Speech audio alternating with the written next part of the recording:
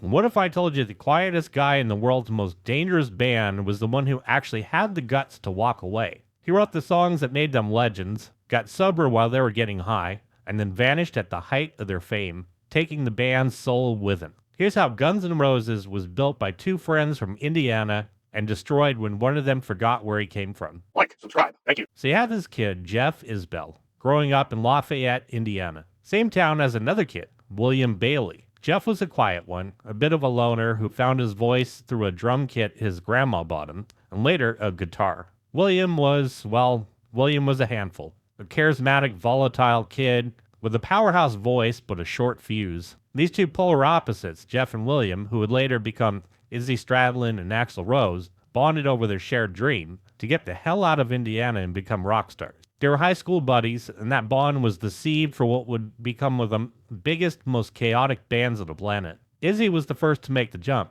heading out to the filth and promise of Los Angeles, and Axl followed not long after. They crashed on floors, starved, breathed in the gasoline-soaked air of the Sunset Strip, all for that wonderful dream. They started a band, Hollywood Rose, which eventually, after a few lineup shuffles, morphed into Guns N' Roses. And in that early incarnation, Izzy was the foundation. He wasn't just the rhythm guitarist, standing in the shadows next to the wild-haired spectacle of Slash. He was the band's creative core, the primary songwriter, the dude with an ear for a killer riff and a street-level lyric. While Axl brought that explosive frontman energy and Slash delivered god-tier solos, Izzy provided that skeleton. The DNA of songs like Welcome to the Jungle, Sweet Child of Mine, Patience flowed from him. Izzy was that anchor, the James Dean of the group, too cool to get caught up in the rock star theatrics, but too essential to be ignored. He had a vision for what the band should be, honest, raw, rooted in the Stone-style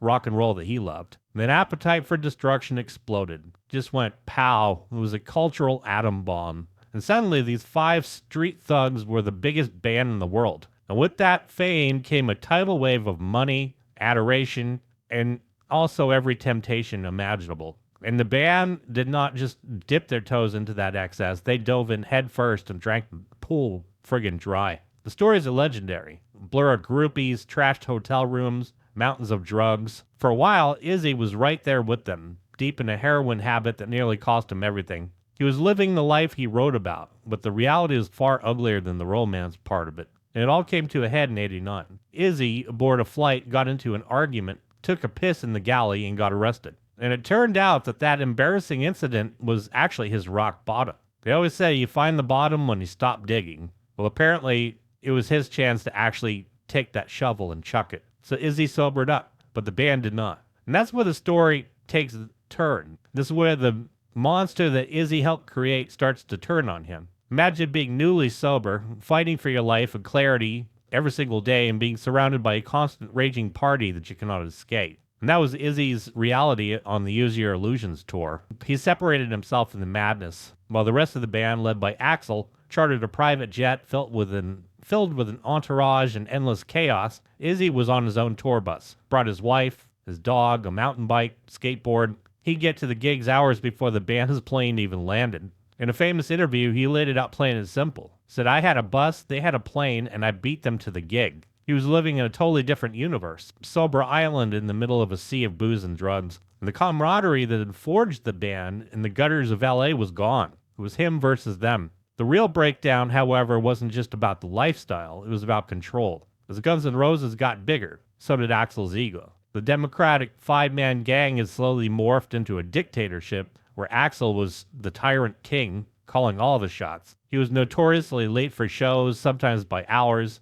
leaving thousands of fans waiting and the rest of the band to deal with the fallout. You had the St. Louis riot in July '91, where Axl jumped into the crowd to attack a fan with a camera, and then throws the mic down, storms off stage, sparking a massive riot. And all that was a turning point for Izzy. He saw the madness just escalating, total lack of professionalism, and he was powerless to stop it. He was the co-founder of the band, a childhood friend, and his voice no longer mattered. The recording sessions for the Use Your Illusion albums were the final nail in the coffin. Izzy, the band's chief songwriter, was being pushed out of his own creative process. He described trying to bring some order to the chaos, suggesting to Axl that they work on a schedule. And Axl was like, completely explosive. And Izzy said that he tried talking to him, but he just completely blew up at him, saying there's no damn schedule, it's Axl's way or the highway. The ultimate insult came when Izzy heard the finished albums and discovered his song on it he didn't even know existed, My World.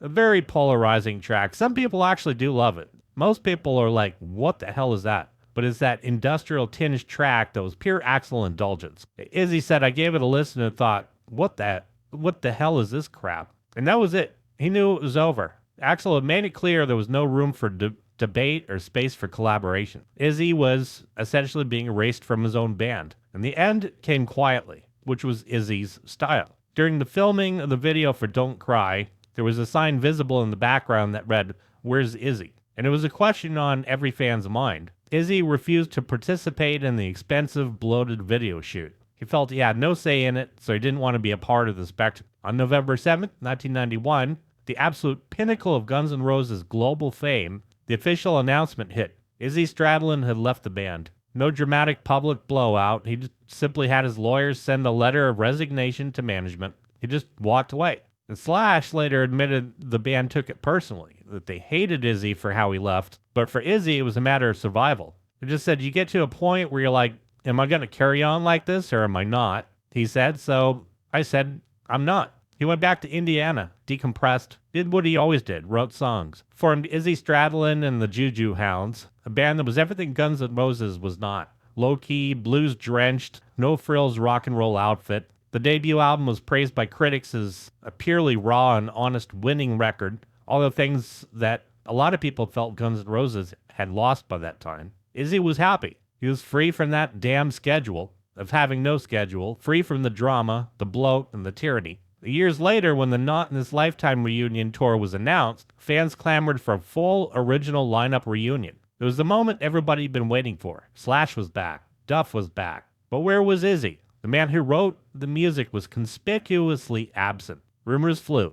Axl pleaded ignorance in public, suggesting Izzy was just being flaky. But Izzy, in a rare public statement, broke his silence and set the record straight. It was not about drama or flakiness. It was about respect in business. So my non-participation was simply not being able to reach a happy middle ground through the negotiation process. Translation, they did not offer him an equal share. They wanted to bring him back, but as a hired gun. The sideman and the very band he helped build. And Izzy Stradlin, the man who walked away from millions once before to save his sanity and integrity, wasn't about to sell his soul for a paycheck now. He chose himself over the circus once and he wasn't doing it again. So he remained that quiet man, the enigma, living in a private life back in Indiana, the soul that Guns N' Roses lost and could never ever get back. Like, subscribe, thank you. To my subscribers, you friggin' rock. Join the family if you haven't. Thanks for watching.